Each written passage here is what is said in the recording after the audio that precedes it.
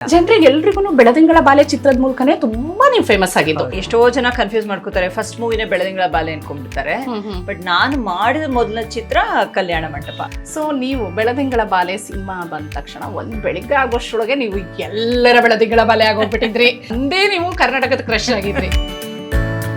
ನಾನು ಎಲ್ಲಾ ಪಾತ್ರಗಳು ಯಾವತ್ತೂ ಇದು ಹೀರೋಯಿನ್ ಆಗಬೇಕು ಹಿಂಗೆ ಇರಬೇಕು ಅನ್ಕೊಳ್ಳಿಲ್ಲ. ಪಾತ್ರ ಎಷ್ಟು ಪರಿಣಾಮ ಬೀರುತ್ತೆ ಅಂತ. ಅಂಡ್ ಅವತ್ತು ನಾನು ತಗೊಂಡ್ ಡಿಸಿಷನ್ ಇವತ್ತಿಗೂ ಖುಷಿ ಕೊಡುತ್ತೆ.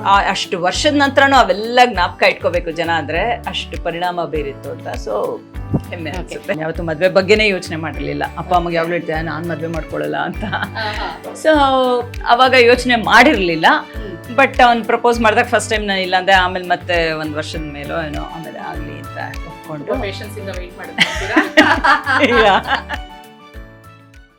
ಹಾಯ್ ಹಲೋ ನಮಸ್ತೆ, ನಾನು Sheela C Shetty, fashion and lifestyle journalist. ನೀವು ನೋಡ್ತಾ ಇದ್ದೀರಾ ವಿಶ್ವವಾಣಿ ಟಿವಿ ಸ್ಪೆಷಲ್. ಈ ದಿನ ಸ್ಟಾರ್ ಲೈಫ್ ಸ್ಟೈಲ್ ಸೆಗ್ಮೆಂಟ್ನಲ್ಲಿ ನಮ್ಮ ಜೊತೆ ಇದ್ದಾರೆ ಬೆಳದಿಂಗಳ ಬಾಲೆ. ಹೌದು, ಸ್ಯಾಂಡಲ್ವುಡ್ನ ಬೆಳದಿಂಗಳ ಬಾಲೆ ಅಂತಲೇ ಫೇಮಸ್ ಆಗಿರೋ ಸುಮನ್ ನಗರ್ಕರ್ ಅವರು. ಅವರ ಜೊತೆ ಒಂದಿಷ್ಟು ಚಿಟ್ ಚಾಟ್ ಮಾತಾಡ್ತಾ ಅವರ ಲೈಫ್ ಸ್ಟೈಲ್ ಬಗ್ಗೆ ತಿಳ್ಕೊಳ್ಳೋಣವಾ? ಬನ್ನಿ ಹಾಗಾದರೆ.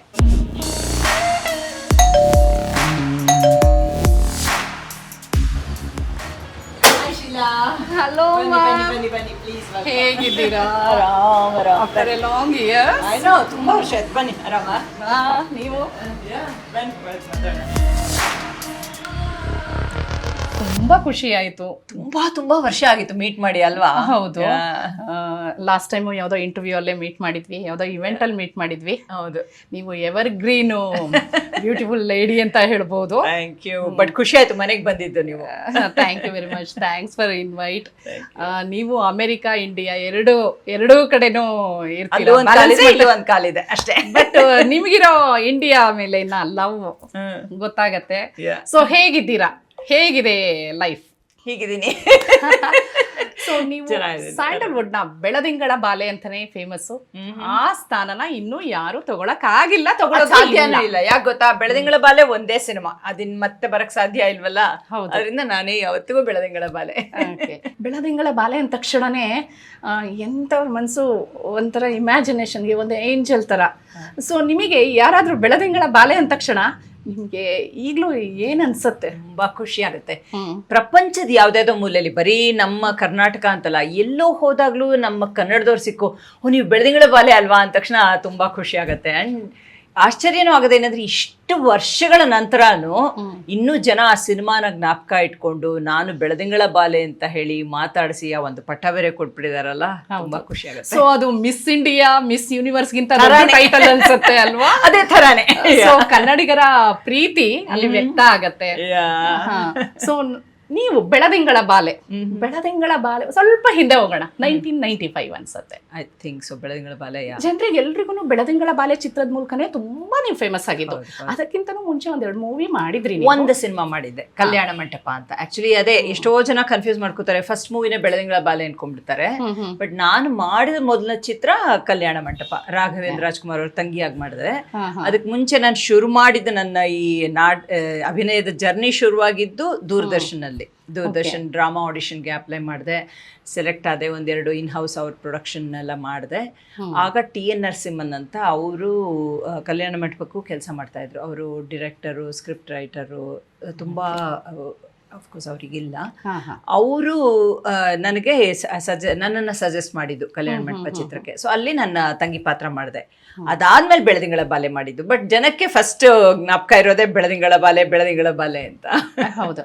ಸ್ವಲ್ಪ ಹಿಂದೆ ಹೋದ್ರೆ ನೀವು ಮೂಲತಃ ಎಲ್ಲಿ ಅವರು? ನಾನ್ ಹುಟ್ಟು ಬೆಳೆದಿದ್ದೆಲ್ಲ ಬೆಂಗಳೂರು. ಬಟ್ ನಗರ್ಕರ್ ಅಂದ ತಕ್ಷಣ ಎಲ್ರಿಗೂ ಬರೋ ಪ್ರಶ್ನೆ, ಏನಿದು ಮಹಾರಾಷ್ಟ್ರೀಯನ್ನ ನಗರ್ಕರ್ ಅಂತಿದೆ ಅಂತೆಲ್ಲ. ಸೊ ಅದಕ್ಕೀಗ ಸುಮಾರು ಸಲ ಇದೇ ಮಾತನ್ನ ಹೇಳಿದೀನಿ. ಬಟ್ ನಾನು ಶಿವಮೊಗ್ಗ ಜಿಲ್ಲೆ ನಗರದವಳು. ಅಂದ್ರೆ ನಮ್ಮಪ್ಪ ಶಿವಮೊಗ್ಗದವರು, ಅಮ್ಮ ಶೃಂಗೇರಿ. ಸೊ ಅವರು ಹುಟ್ಟು ಬೆಳೆದಿದ್ದು ಎಲ್ಲ ಆ ಕಡೆನೆ. ಅಂಡ್ ಆಕ್ಚುಲಿ ನಗರ, ಅದಕ್ಕೆ ನಗರ್ಕರ್ ಅಂದ್ರೆ ನಗರದವರು ಅಂತ ಅಷ್ಟೇನೆ. ಸೊ ಮಲ್ನಾಡ್ ಹುಡುಗಿ, ಬಟ್ ನಾನ್ ಬೆಳೆದಿದ್ದು ಬೆಂಗಳೂರು. ಅಮ್ಮ ಶೃಂಗೇರಿ ಅಂತ ಹೇಳಿದ್ರಿ. ಸೊ ಮಲ್ನಾಡ್ ಹುಡುಗಿ. ಸೊ ಮನೇಲಿ ಅಡಿಗೆ ಮಾಡೋದು ಸುಮಾರೆಲ್ಲ ಮಲ್ನಾಡ್ ಸ್ಟೈಲು. ಸೊ ಬ್ಯಾಂಗ್ಳೂರಲ್ಲಿ ಎಲ್ಲಿ ನೀವು ಸ್ಕೂಲು ಕಾಲೇಜು ಎಲ್ಲ?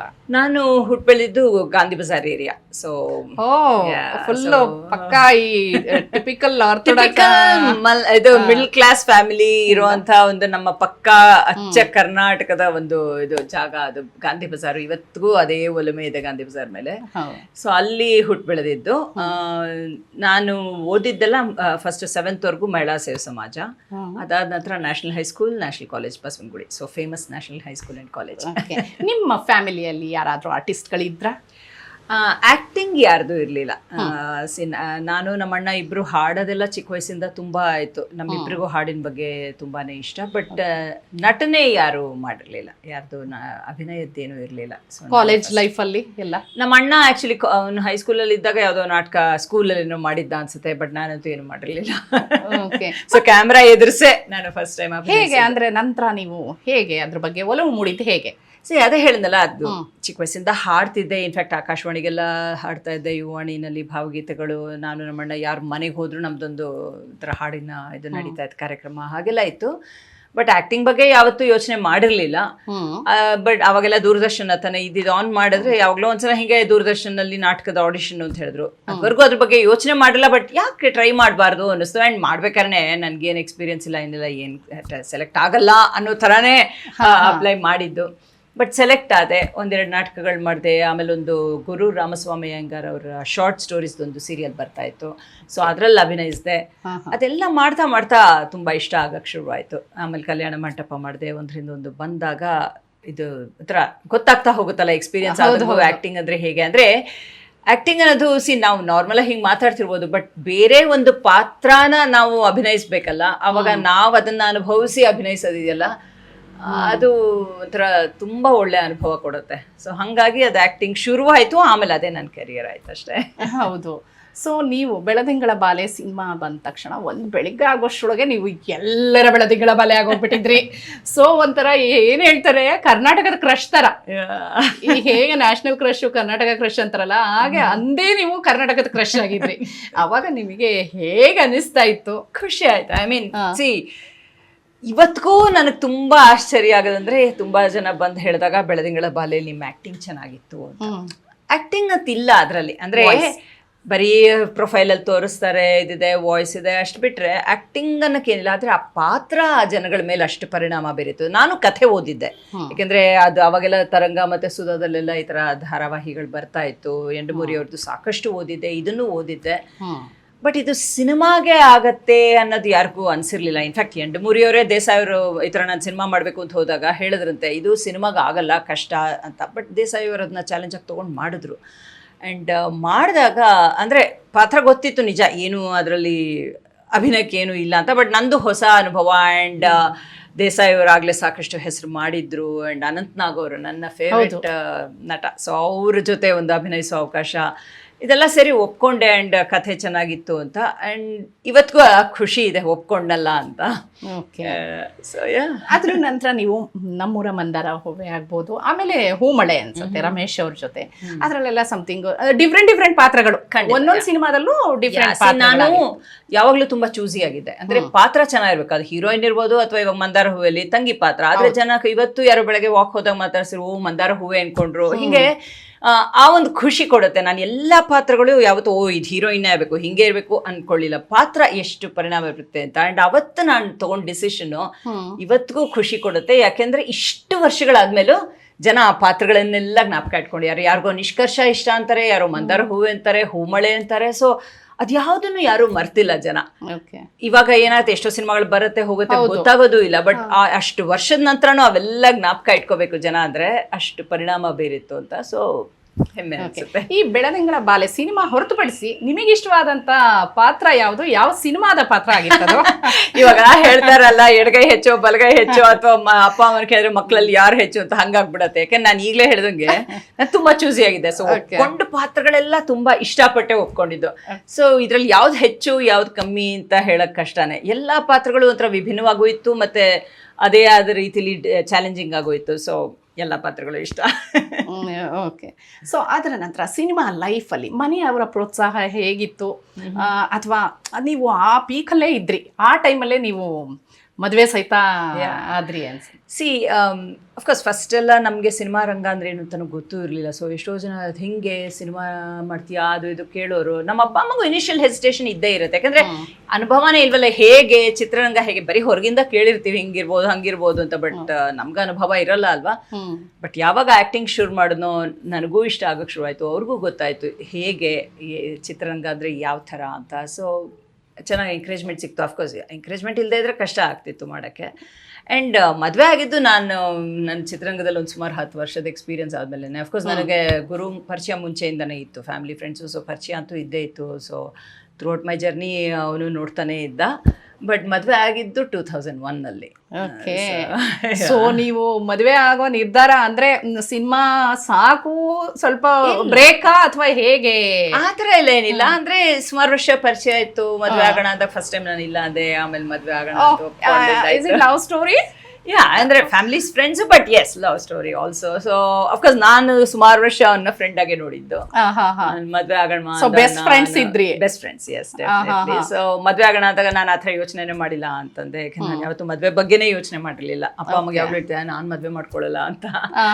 ಸೊ ಅವಾಗ ಯೋಚನೆ ಮಾಡಿರ್ಲಿಲ್ಲ.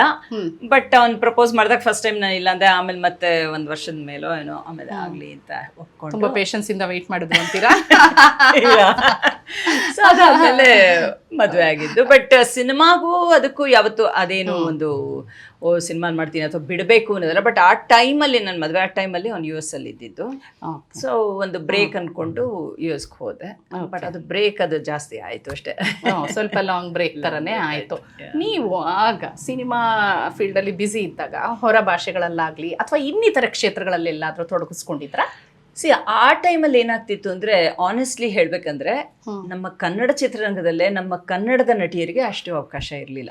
ಅವಾಗೆಲ್ಲ ನಿಮಗೆ ಗೊತ್ತಿರೋ ಹಾಗೆ ಆ ಟೈಮಲ್ಲಿ ಒಂಥರ ಬೇರೆ ಭಾಷೆಯಿಂದ ನಟಿಯರನ್ನ ಕರೆಸಿದ್ರೆ ಏನೋ ಒಂದು ವ್ಯಾಲ್ಯೂ ಆ್ಯಡ್ ಆಗತ್ತೆ ಅಂತಲೋ ಏನೋ ಒಂದು ಇದ್ದೇ ಇತ್ತು ಆ ಜಮಾನಲ್ಲಿ ಹಂಗಿತ್ತು. ಈಗ ಆ್ಯಕ್ಚುಲಿ ನಮ್ಮ ಕನ್ನಡದವ್ರು ಎಷ್ಟು ಜನ ನಮ್ಮ ನಟಿಯರು ಇದ್ದಾರೆ ನಮ್ಮ ಚಿತ್ರರಂಗದಲ್ಲಿ ಇವಾಗ ಖುಷಿ ಕೊಡುತ್ತೆ. ಮೊನ್ನೆನೂ ಯಾರ ಹತ್ರನೂ ಮಾತಾಡ್ತಿದ್ದಾಗಲೂ ಅದೇ ವಿಷಯನೇ ಡಿಸ್ಕಸ್ ಮಾಡ್ತಿದ್ವಿ. ಬಟ್ ಆ ಟೈಮಲ್ಲಿ ಸುಮಾರು ಬೇರೆ ಭಾಷೆಯವ್ರಿಗೇನೇ ಒಂದು ಇಂಪಾರ್ಟೆನ್ಸ್ ಇತ್ತು. ಅಂಥದ್ರಲ್ಲೂ ನಾವು ಒಂದಷ್ಟು ಜನ ಒಂದು ಹೆಸರು ಮಾಡಿದ್ವಿ ಅನ್ನೋದೇ ಖುಷಿ ಅಷ್ಟೇ.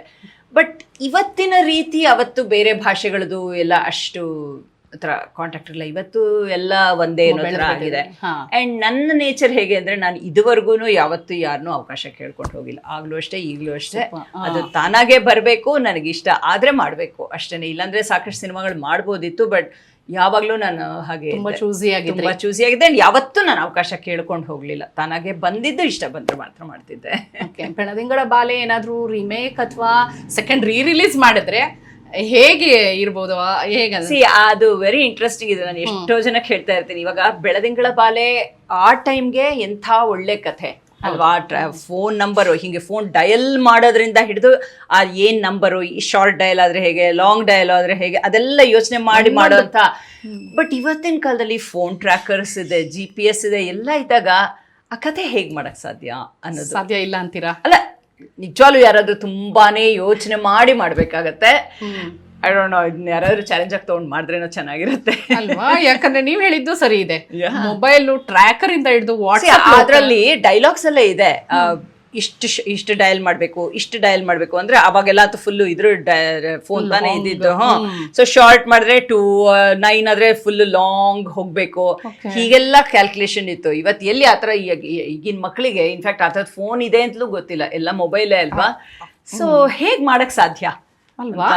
ನಾನು ನಿಜವಾಗ್ಲೂ ಹೊಸ ಫಿಲ್ಮ್ ಮೇಕರ್ಸ್ಗೆ, ಇವತ್ತಿನ ಯಂಗ್ಸ್ಟರ್ಸ್ ವೆರಿ ಟ್ಯಾಲೆಂಟೆಡ್, ಇದೊಂಥರ ಚಾಲೆಂಜ್ ತರಾನೇ ಅಲ್ವಾ? ಚಾಲೆಂಜ್ ಮಾಡ್ತೀರಾ ಯಾರಿಗಾದ್ರೂ? ಮಾಡಿ, ಖಂಡಿತ ಖುಷಿ ಆಗತ್ತೆ. ಅಫ್ಕೋರ್ಸ್ ನನ್ ಬೆಳದಿಂಗಳ ಬಾಲೆ ಪಟ್ಟ ಅವಾಗ ಸ್ವಲ್ಪ ಇದಾಗಬಹುದು, ಬಿಕಾಸ್ ಈಗ ಯಾರು ಹೊಸಬ್ರು ಬರ್ತಾರೆ. ನಿಮ್ಮ ಪ್ಲೇಸ್ನ ಯಾರು ತಗೊಳಕ್ ಆಗಲ್ಲ ಬಿಡಿ madam. Beladingala Baale evergreen title ಅದು. Thank you. ಸೊ ನಿಮ್ಮ ಸಿನಿ ಜರ್ನಿ, ಸೊ ನಿಮ್ಮ ಮದುವೆ ಆದ ನಂತರ ನೀವು US ಅಲ್ಲಿಗೆ 2001 ಅಲ್ಲಿ, ಅಂದ್ರೆ January 1 ಮದುವೆ ಆಗಿತ್ತು.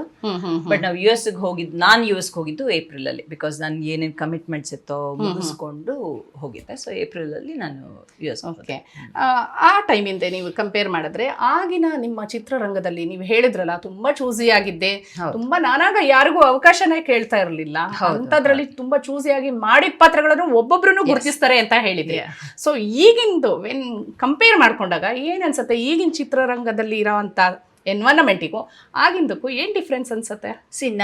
ಈಗಲೂ ನಾನು ತುಂಬಾ ಚೂಸಿನಿ. ಅಂದ್ರೆ ಇವಾಗ ಸಾಮಾನ್ಯವಾಗಿ ಅದರಲ್ಲೂ ನಮ್ಮ ಚಿತ್ರರಂಗ, ನಮ್ಮ ಕನ್ನಡ ಅಂತಾನೆ ಅಲ್ಲ, ನಮ್ಮ ಭಾರತೀಯ ಚಿತ್ರರಂಗದಲ್ಲೇ ಒಂಥರ ಫಸ್ಟ್ ಆಫ್ ಆಲ್ ಒಂದು ಆಕ್ಟ್ರೆಸ್ಗೆ ಮದುವೆ ಆಯ್ತು ಅಂದ್ರೇನೆ ಓಕೆ, ಕಷ್ಟ ಮಾಡಬಾರ್ದು ಅನ್ನೋದೊಂದು ಏನೋ ಒಂದು ಇದು ಈಗ ಸ್ವಲ್ಪ ಚೇಂಜಸ್ ಆಗ್ತಿದೆ, ಇಲ್ಲ ಅಂತಲ್ಲ, but long way to go.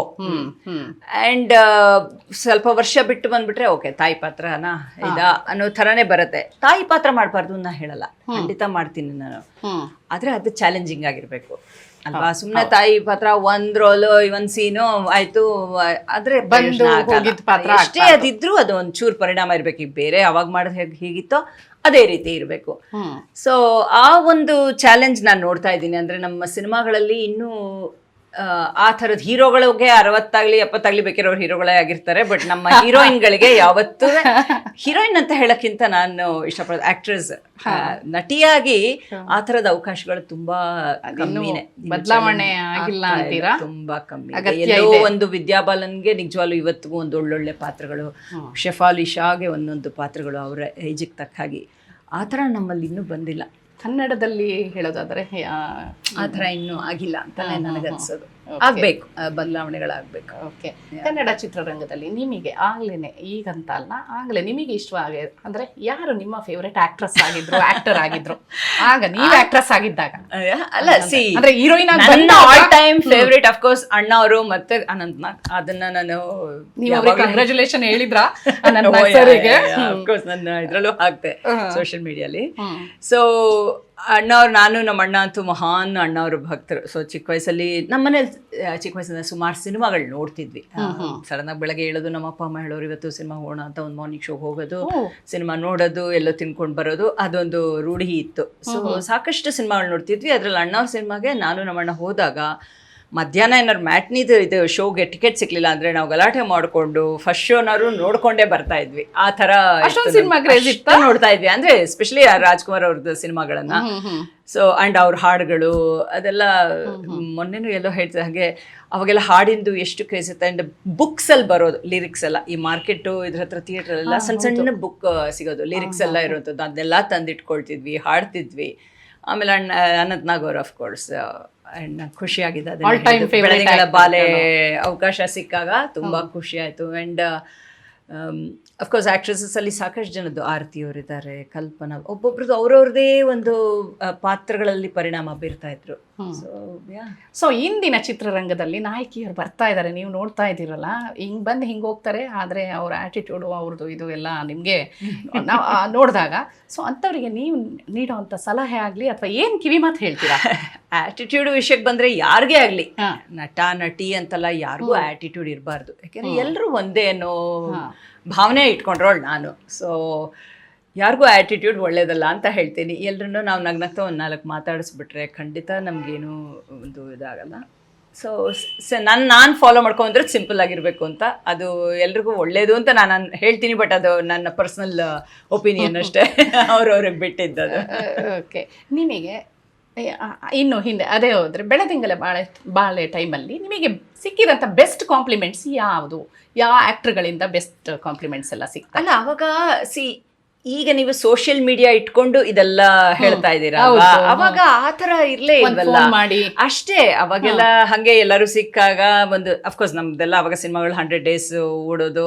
So ಅಲ್ಲಿ ಒಂದಷ್ಟು ಜನ ಸಿಗೋರು. ಅದ್ ಬಿಟ್ರೆ ಈ ತರದ ಸೋಷಿಯಲ್ ಇಂಟ್ರಾಕ್ಷನ್ ಕಮ್ಮಿ ಇತ್ತು. ಅಂದ್ರೆ ನಾನ್ ಜನರಲಿ ಬೇರೆ ಯಾವ್ದೇ ಪಾರ್ಟಿ ಗೀಟಿ ಅಂತಂತೂ ನಾನು ಎಲ್ಲೂ ಹೋಗ್ತಾ ಇರ್ಲಿಲ್ಲ.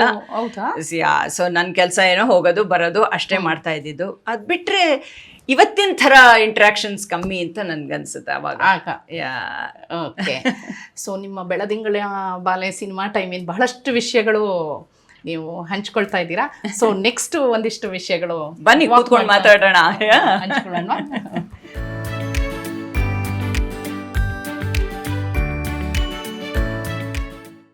ವಿಶ್ವವಾಣಿ ಟಿವಿ ಸ್ಪೆಷಲ್ನಲ್ಲಿ ಸೆಲೆಬ್ರಿಟಿ ಲೈಫ್ ಸ್ಟೈಲ್ ಈ ಕಾರ್ಯಕ್ರಮ ನೋಡ್ತಾ ಇದ್ದೀರಾ. ಇದು ಮತ್ತು ಇದೇ ಥರದ ಅನೇಕ ಮನರಂಜನಾ ಕಾರ್ಯಕ್ರಮಗಳನ್ನ ನೋಡಿ ವಿಶ್ವವಾಣಿ ಟಿವಿ ಸ್ಪೆಷಲ್ನ ಲೈಕ್ ಮಾಡಿ, ಸಬ್ಸ್ಕ್ರೈಬ್ ಮಾಡಿ.